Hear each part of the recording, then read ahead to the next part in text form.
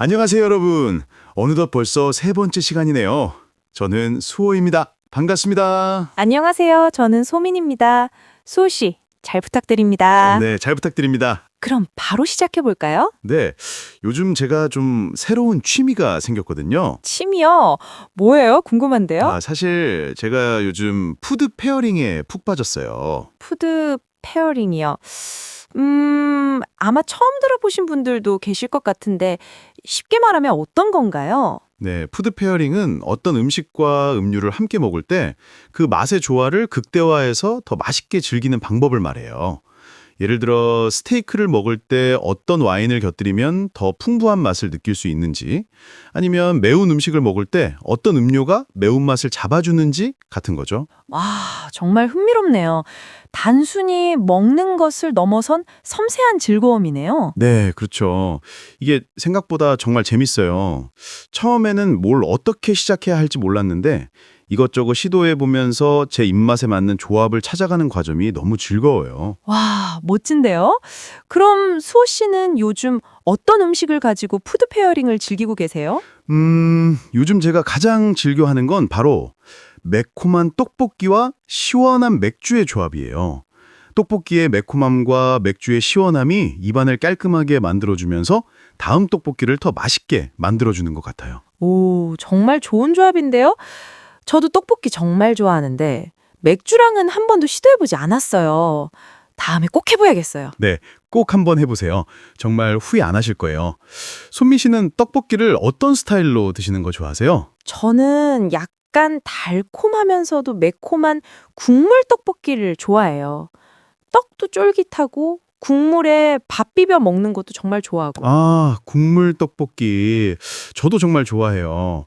국물 떡볶이에 튀김을 찍어 먹는 것도 정말 맛있죠. 맞아요. 튀김도 빼놓을 수 없죠. 특히 김말이나 오징어 튀김을 떡볶이 국물에 푹 담가 먹으면 생각만 해도 군침이 도네요. 정말 맛있겠다.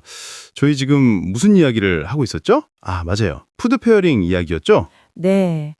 푸드 페어링에서 음식과 음료의 조화도 중요하지만 사실 가장 중요한 건 맛 그 자체잖아요.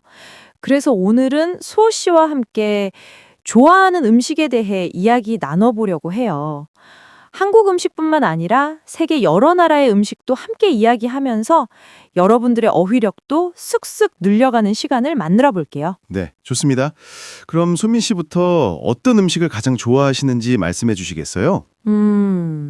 저는 정말 어려운 질문이네요. 너무 좋아하는 음식이 많아서 하나만 고르기가 힘든데요. 그래도 굳이 하나를 꼽으라면 저는 비빔밥을 가장 좋아해요. 비빔밥이요? 와, 한국의 대표적인 음식이네요. 비빔밥의 어떤 점이 그렇게 좋으세요? 일단 비빔밥은 색깔이 정말 예쁘잖아요. 다양한 나물과 계란, 고추장까지 어우러져서 보기에도 좋고 맛도 정말 건강하고 좋아요. 또 여러 가지 재료를 섞어서 먹는 재미도 있고요. 맞아요. 비빔밥은 정말 영양 만점이죠. 밥 한 그릇에 정말 많은 영양소가 담겨 있는 것 같아요. 저는 비빔밥 먹을 때 참기름을 조금 더 넣어서 먹는 걸 좋아해요. 고소한 향이 더해져서 훨씬 맛있거든요. 참기름 저도요. 그리고 계란 프라이는 꼭 반숙으로 해서 먹어야지 제맛이에요. 노른자를 톡 터트려서 밥이랑 슥슥 비벼 먹으면 정말 최고죠. 반숙 계란 프라이. 역시 손민 씨도 고수시네요. 저는 비빔밥에 김치를 곁들여 먹는 것도 좋아해요. 새콤한 김치가 비빔밥의 풍미를 더해주는 것 같아요. 맞아요. 김치도 빼놓을 수 없죠. 그럼 수호 씨는 비빔밥 말고 또 좋아하는 음식이 있으세요? 네, 사실 저는 파스타를 정말 좋아해요. 특히 까르보나라를 좋아하는데 크리미한 소스와 쫄깃한 면발이 정말 매력적이에요. 파스타. 저도 파스타 정말 좋아해요. 까르보나라. 정말 맛있죠. 저는 토마토 파스타도 좋아하는데 새콤달콤한 토마토 소스와 다양한 채소가 어우러져서 깔끔한 맛이 좋더라고요. 토마토 파스타도 좋죠. 파스타 먹을 때 마늘빵을 곁들여 먹는 건 정말 잘 어울리는 것 같아요. 마늘빵. 갓 구운 따뜻한 마늘빵에 파스타 소스를 찍어 먹으면 생각만 해도 행복해지네요. 그러게요. 혹시 매운 음식 좋아하세요?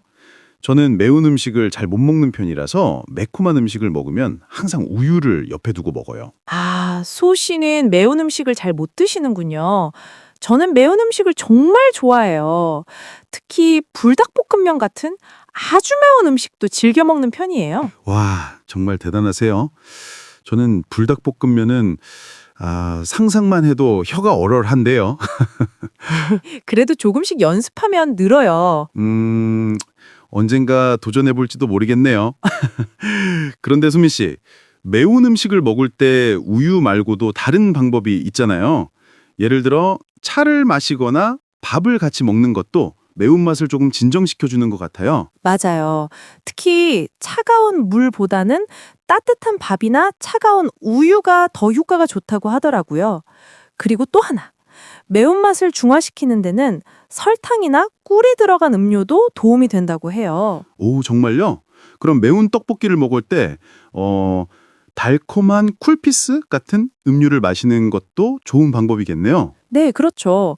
쿨피스는 매운 음식을 먹을 때 빼놓을 수 없는 친구 같은 존재예요.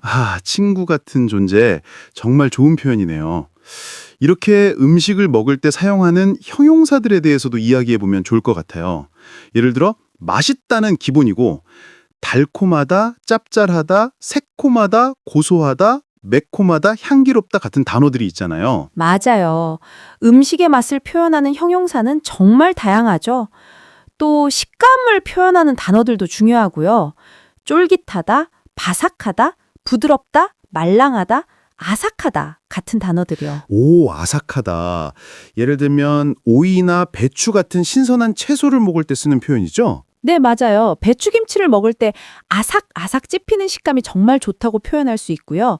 그리고 크로아상 같은 빵을 먹을 때는 바삭하다는 표현이 어울리고요. 파삭. 왠지 소리가 들리는 것 같아요. 갓 구운 빵의 그 소리. 그쵸.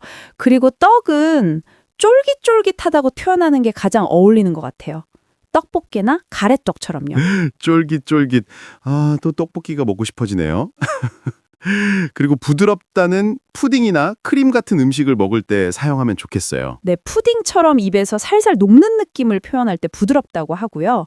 그리고 말랑하다는 젤리나 마시멜로처럼 폭신폭신하고 부드러운 느낌을 표현할 때 좋아요.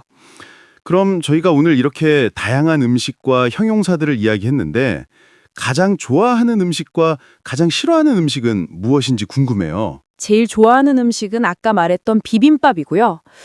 가장 싫어하는 음식이라고 하면 사실 저는 생선을 잘 못 먹어요. 비린 맛을 좀 잘 느끼는 편이라서요. 생선 비린맛. 저도 가끔 그럴 때가 있어요. 저는 오이를 못 먹어요.